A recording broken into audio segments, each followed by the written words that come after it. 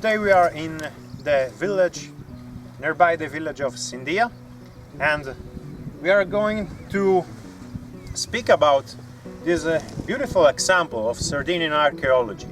This is a so-called dolmen.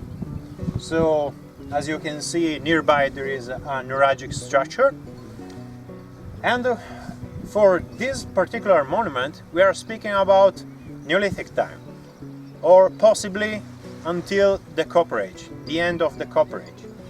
As you can see, there are three lithic stones that support the main one on the top. This one is flat.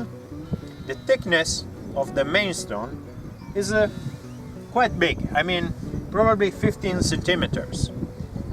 We don't know if these monuments were used as burials.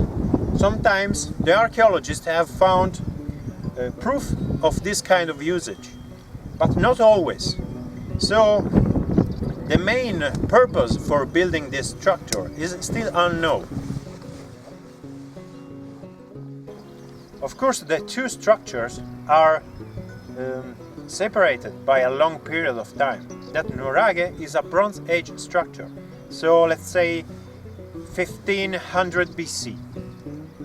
This one, instead, is probably Neolithic or Copper Age. We still don't know exactly the period of time when this monument was used.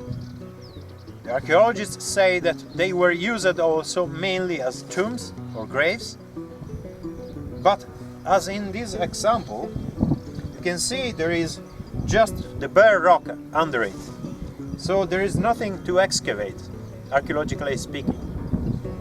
So the datation is still uncertain. What was the main use?